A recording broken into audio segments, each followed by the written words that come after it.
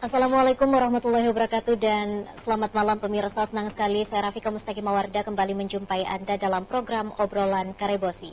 Seperti biasa selama 60 menit ke depan kami akan menemani Anda, tentu saja akan membahas tema yang lagi hangat diperbincangkan dan akan menghadirkan dua narasumber yang berkompeten di bidangnya masing-masing. Dan secara khusus Obrolan Karebosi pada edisi hari ini mengangkat tema terkait waspada cuaca ekstrim di perairan. Di edisi hari ini tanggal 30 November 2022. Selebis People, Badan Meteorologi, Klimatologi, dan Geofisika atau BMKG Wilayah 4 Makassar mengeluarkan peringatan dini terkait dengan cuaca ekstrim di beberapa wilayah di Provinsi Sulawesi Selatan. Nah, seperti apa kemudian menyikapi potensi cuaca ekstrim ini di Sulawesi Selatan dan bagaimana kemudian masyarakat bersiap untuk menghadapi cuaca ekstrim tersebut. Nah, di studio kami telah menghadirkan dua narasumber yang saya akan ajak berdiskusi selama kurang lebih 60 menit ke depan. Langsung saja saya ingin menyapa ada Pak Muhammad Fuad Islami STR MSI selaku Prakirawan Stasiun Meteorologi Maritim Makassar. Assalamualaikum Pak Fuad. Sehat ya? Alhamdulillah. Baik, saya ke Pak Andi Warham Yusni SH selaku Kepala Subbagian Program BPBD Sulawesi Selatan. Assalamualaikum Pak. Waalaikumsalam Mbak Fika. Sehat Pak ya? Alhamdulillah. Baik. Pada obrolan Karebosi edisi hari ini 30 November 2022 kami mengangkat tema waspada cuaca ekstrim di perairan. Terlebih dahulu saya ke Pak Fuad. Pak Fuad, bagaimana kemudian kondisi cuaca di Sulawesi Selatan pada khususnya saat-saat ini? Silakan Pak. Baik, sebelum kita masuk di kondisi cuaca Sulawesi Selatan atau khususnya Provinsi Sulawesi Selatan, mungkin kita membahas dulu terlebih lagi secara umum kondisi cuaca yang terjadi di wilayah Indonesia. Jadi beberapa wilayah di Indonesia, khususnya untuk Provinsi Sulawesi Selatan itu sudah memasuki awal musim hujan. Jadi beberapa wilayah, khususnya yang ada di wilayah Sulawesi Selatan, terkhusus di wilayah pesisir bagian barat, itu sudah mulai memasuki awal musim hujan. Jadi kita perlu waspada, terutama untuk periode bulan Desember, Januari hingga Februari. Kapan puncaknya Pak Fuad? Untuk puncaknya sendiri itu biasanya terjadi pada saat bulan Januari di Provinsi Sulawesi Selatan. Jadi tiap daerah itu mengalami puncak musim hujan yang berbeda. Namun untuk di daerah khususnya Provinsi Sulawesi Selatan itu biasanya terjadi pada bulan atau periode Januari. Jadi ini masih awal masuknya periode untuk musim hujannya. Di bulan November ini apakah kondisinya masih normal atau seperti apa Pak Fuad Anda melihatnya?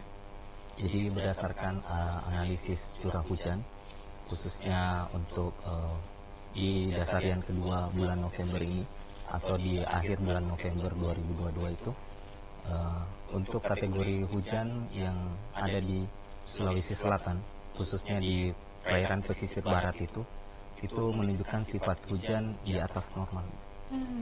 Jadi itu bisa menandakan bahwa Provinsi Sulawesi Selatan atau beberapa wilayah secara umum di Provinsi Sulawesi Selatan sudah memasuki awal musim hujan. Apakah sudah untuk cuaca saat ini samakah dengan tahun-tahun sebelumnya atau seperti apa Pak? Baik.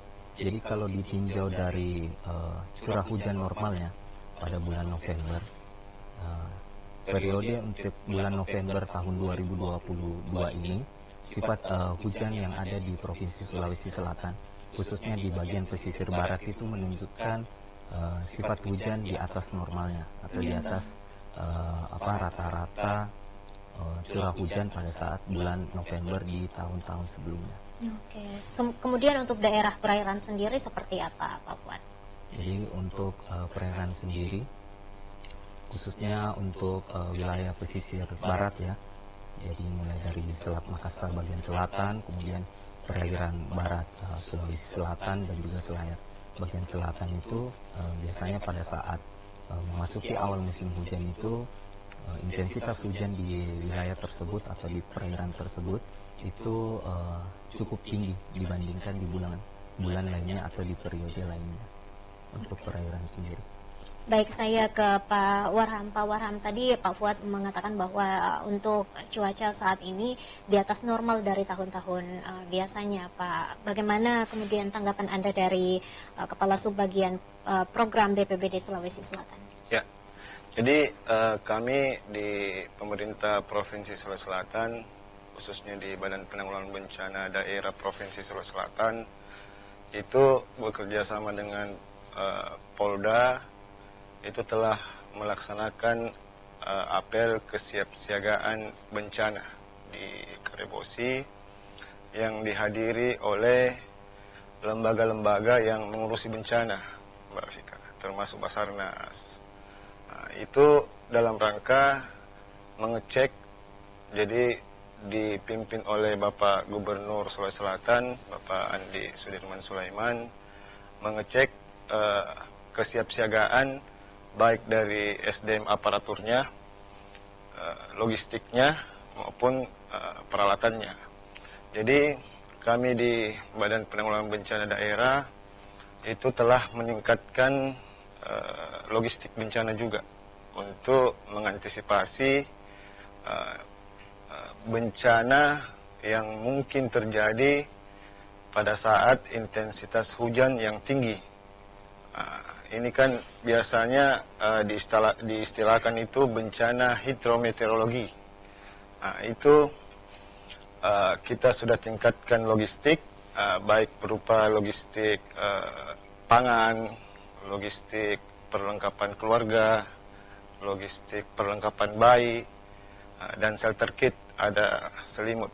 Itu merupakan kebutuhan dasar bagi korban bencana.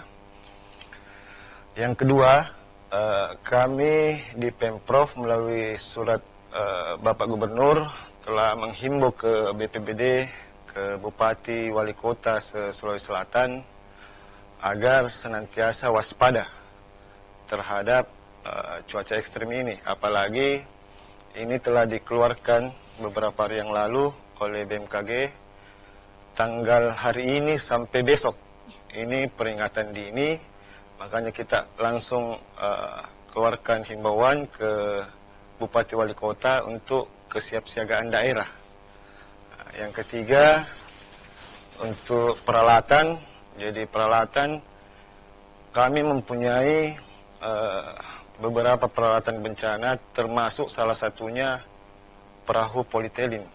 Jadi perahu untuk evakuasi korban banjir. Karena pada saat yang baru-baru ini tanggal 18 November itu kan ada kejadian banjir, itu di Parepare, Barru, dan Makassar.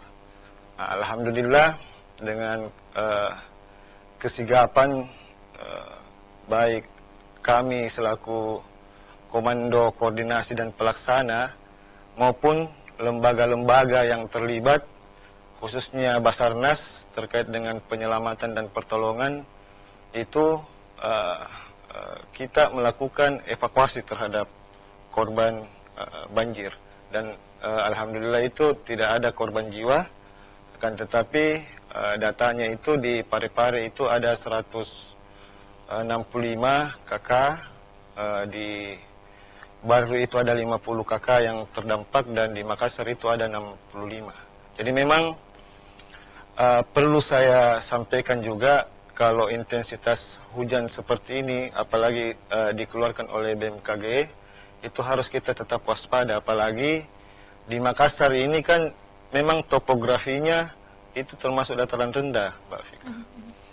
Itu kalau dataran rendah, 200 meter di atas permukaan laut itu masih rendah. Apalagi di Makassar ini average-nya itu 1-20 meter. Kalau kita lihat topografinya, jadi memang rentan terhadap banjir kalau hujan yang cukup tinggi. Nah, oleh karena itu, apalagi kalau air laut juga pasang, jadi hujan turun, air laut pasang. Nah, bagaimana kita melakukan edukasi ke masyarakat itu terkait dengan jaga lingkungan, termasuk drainase.